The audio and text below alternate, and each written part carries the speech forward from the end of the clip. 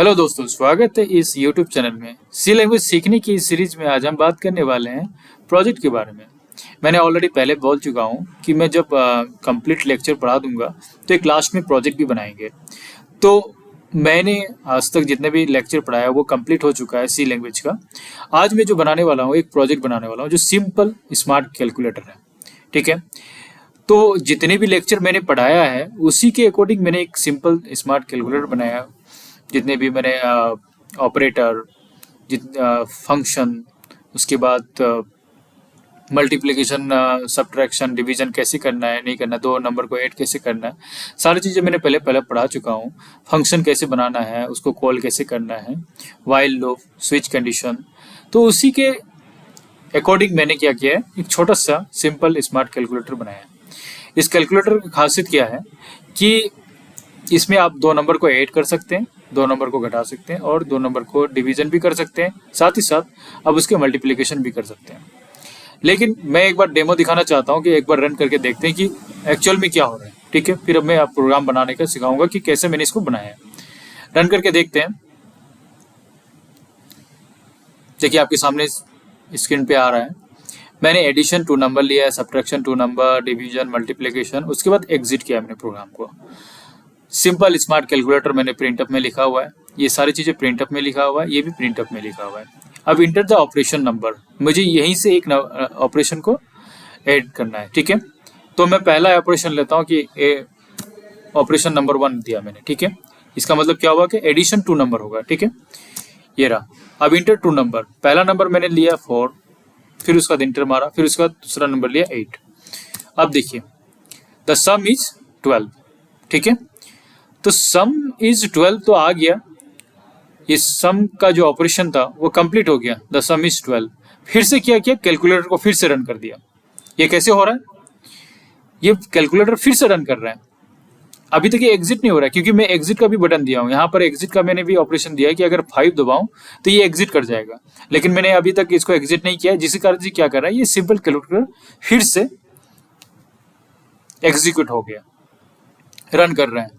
अब मैं क्या कर रहा हूं, मैं यहां से दूसरा नंबर अगर भी लेता हूं तो सब्ट्रैक्शन होगा। देखिए दूसरा नंबर ले लिया मैंने, तो फिर से क्या कर रहा है, इंटर 2 नंबर, मैंने लिया 4, उसके बाद फिर मैंने क्या कर दिया 7।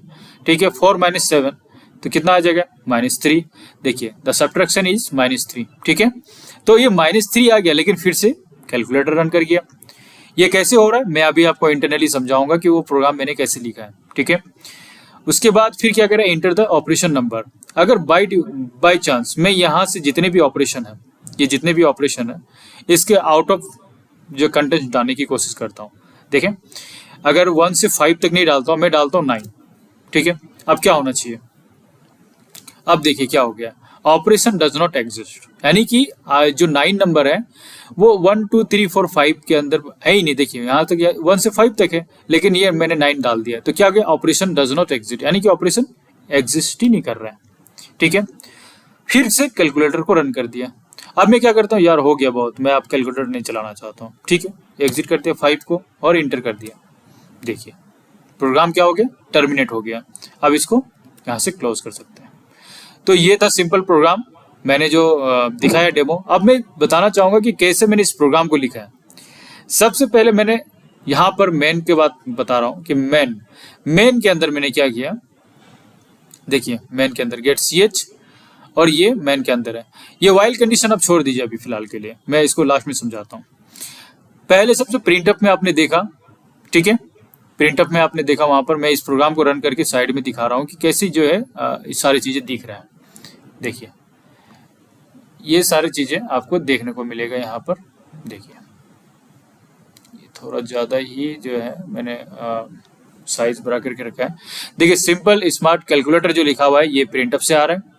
ठीक है, उसके बाद प्रिंटअप 1 एडिशन नंबर, ये भी आ रहा है, 2 number, 3 number, 4 number, 5 number, exit आ रहा है। उसके बाद मैं एक नंबर को क्या कर रहा हूँ, स्विच कंडीशन में एक नंबर को पास करना है, तो एक नंबर को ले रहा हूँ और इंटर द ऑपरेशन नंबर। देखिए ये चीज इंटर द ऑपरेशन नंबर आ रहा है यहाँ पर, और नंबर लेकर मैं क्या कर रहा हूँ, स्विच कंडीशन के अंदर जा रहा हूँ। ठीक है, अब स्विच कंडीशन के अंदर मैंने क्या किया, केस 1, केस 2, केस 3, केस 4 और उसके बाद डिफॉल्ट और केस 5। अब मैं केस 1 पे क्या कर रहा हूँ, ऐड फंक्शन पास कर दिया, ठीक है, ब्रेक लगाया। केस 2 में क्या है, सब्ट्रैक्शन पास किया और ब्रेक लगाया। केस 3 में क्या, डिवीजन लगाया फिर ब्रेक लगाया। 4 में लगाया फिर ब्रेक लगाया, ठीक है। फिर डिफॉल्ट में क्या किया, ऑपरेशन डज नॉट एग्जिस्ट। जैसे मैं यहाँ 1 से लेकर 5 तक जो हम नंबर प्रिंट नहीं करते, जैसे कि हम ऑपरेशन 7 दे दिया, तो क्या होगा, ये प्रिंट होगा, print of operation does not exit, ठीक है। और केस 5 में एग्जिट 0, यानी कि यहाँ पर मैंने एग्जिट का जो लिखा हुआ है, ये वाला एग्जिट का फंक्शन काम कर रहा है। उसके बाद गेट ch। कमाल की बात यह है कि मैं यहाँ पर बहुत सारा प्रोग्राम नहीं लिख रहा हूँ, मैं फंक्शन के तहत क्या कर रहा हूँ, इसको कॉल करने की कोशिश कर रहा हूँ, ठीक है। मैंने सीधा कॉल कर दिया ऐड फंक्शन को, ठीक है।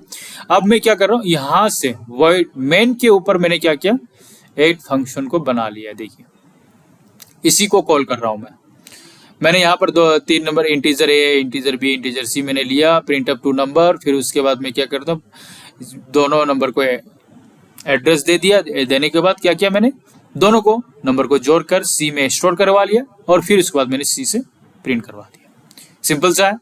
फिर क्या कर रहा हूँ, केस 2 जैसे आ रहा है सब्ट्रैक्शन, उसी तरह यहाँ पर मैंने सब्ट्रैक्शन पास कर दिया।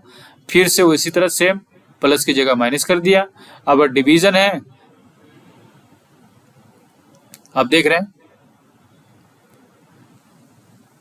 अगर डिवीजन है यहाँ पर, ठीक है, डिवीजन है तो डिवीजन का मैंने बना दिया यहाँ पर। देखिए सिंपल सा, यानी कि माइनस की जगह प्लस, प्लस की जगह बस इनटू कर रहे हैं और ये फंक्शन बन ही जा रहा है पूरा तरह से। कॉपी पेस्ट कर लीजिए पूरा उठा के। मैं ये लाइन ऑफ कोड में जो पूरा तरह से मैं डिस्क्रिप्शन बॉक्स में या फिर मैं कमेंट सेक्शन में इसको प्रिंट कर दूंगा, ठीक है। आप लोगों को टेंशन लेने की जरूरत नहीं है। उसके बाद यहाँ पर क्या कर रहा हूँ, ये ब्रेक फंक्शन। आप अगर स्विच कंडीशन, मेरा जो आई बटन में क्लिक करके पूरा लेक्चर को देख सकते हैं, मैंने स्विच कंडीशन को बेहतर तरीके से बताया है कि कैसे आप इसका, यहाँ तो मैंने 1 2 3 इंटीजर नंबर भी लिया। आप हो सकता है कि आप कैरेक्टर लेकर भी आप कर सकते हैं, जैसे कि सम लिखकर, मल्टीप्लीकेशन लिखकर, एडिशन लिखकर।